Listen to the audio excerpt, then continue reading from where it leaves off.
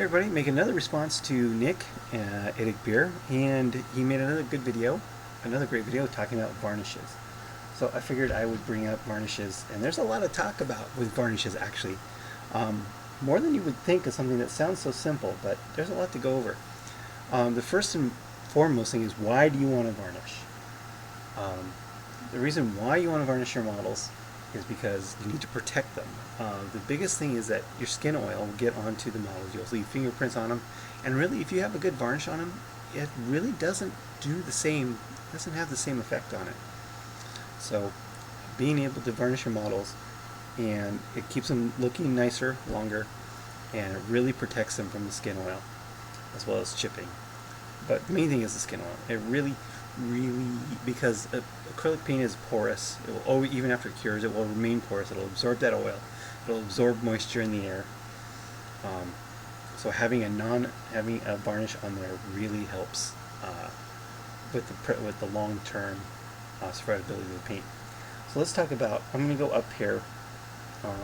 I bought this stuff, the Rustoleum 2x Ultra Cover. I bought of course, the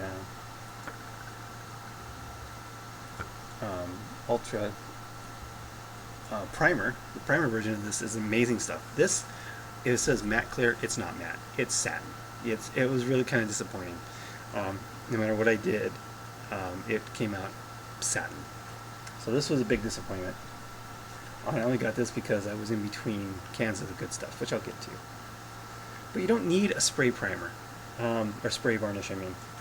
You don't have to use one in a can. You can use just regular varnish. So this is something I picked up.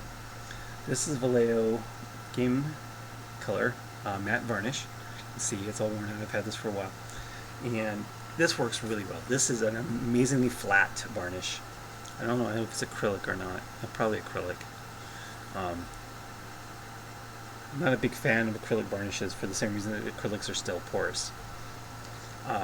But even the acrylic varnishes are better than no varnish at all.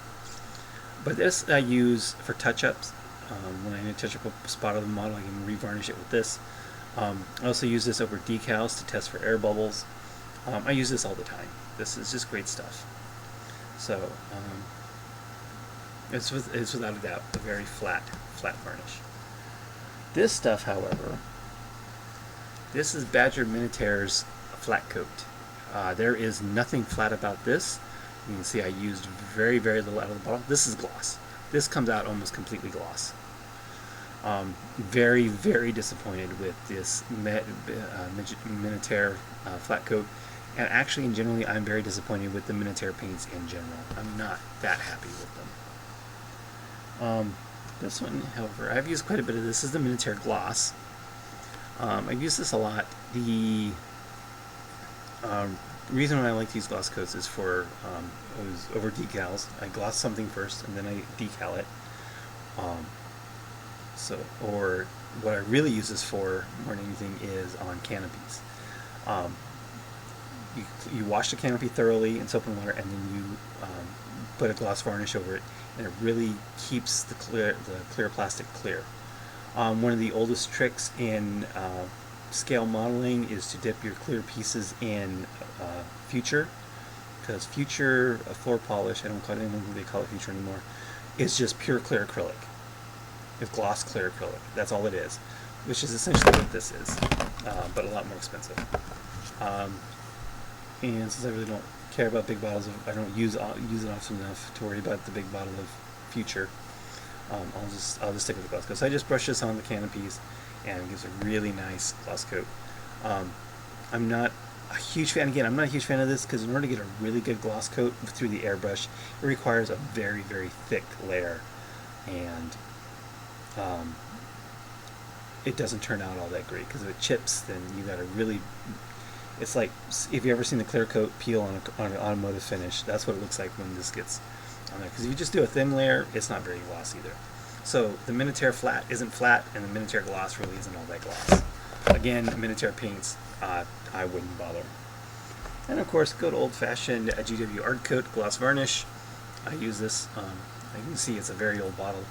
This stuff lasts forever. I use this for lenses, control panels, stuff like that. And I can use this for canopy windows too. I generally use this more often simply because it brushes on a little better than this. But that's it for, but I'm still use this quite a bit. So that's what we have for varnishes. But now it's time to get to the absolute creme de la creme of varnishes. This is the stuff you want, without a doubt. And that is Tester's Dull Coat. This is a lacquer varnish instead of acrylic, so it's not porous. It covers up the acrylic paints without any worry. It is kind of expensive because this little can is the same price as the Rustoleum, which is why I bought the Rustoleum, because I thought it would be a quality matte varnish, but it's not. If it was, then I would keep it. And when I say flat, I mean this stuff is flat. It's amazingly flat. I wish I should have grabbed the model. Well, my mistake. To show you just how flat these things can get with this stuff. It is environmentally sensitive, so if the can is cold, I would warm it up in some water, some warm water first, and give it a really, really thorough shake before you spray it. When it comes to like spraying in bad weather, what I'll do is I'll spray it outside, so the fumes and stuff stay outside, and then I'll bring the models right in and close the door. This stuff it cures very, very quickly, usually less than 10 minutes. And if it's a really thick layer, it might take as much as 20. But 2 thin coats of this, 5 to 10 minute cure time, and your models are done. But this is, and it does come in a bottle version used through an airbrush too. But since it's lacquer, I probably wouldn't do that because I don't want to have to try and clean up lacquer out of my airbrush. That's just me being lazy. So this stuff, I mean, this is still like $5 a can, but it's worth every penny of it, absolutely. Again, but it is environmentally sensitive. You can tell you're not quite perfect either on the temperature of the can or the mixing, because it'll come out very, very, very slightly satin, or not perfectly flat, basically. But it really, most people probably wouldn't even notice that it's not perfectly flat.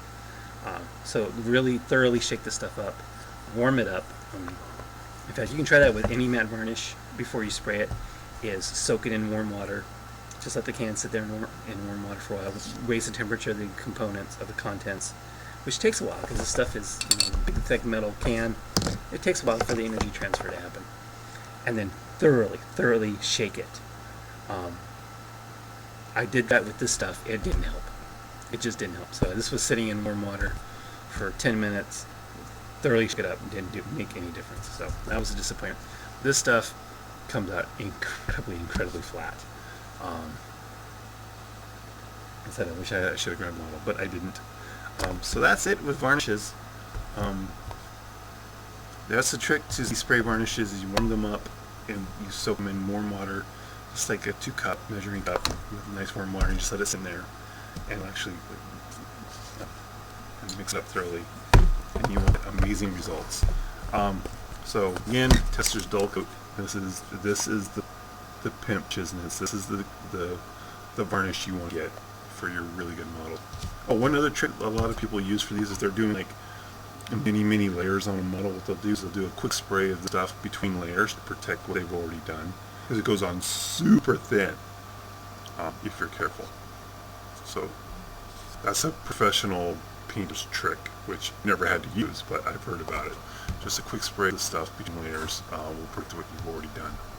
The Minatare paints, again, I wouldn't bother these guys. I just wouldn't bother buying anything from Minatare.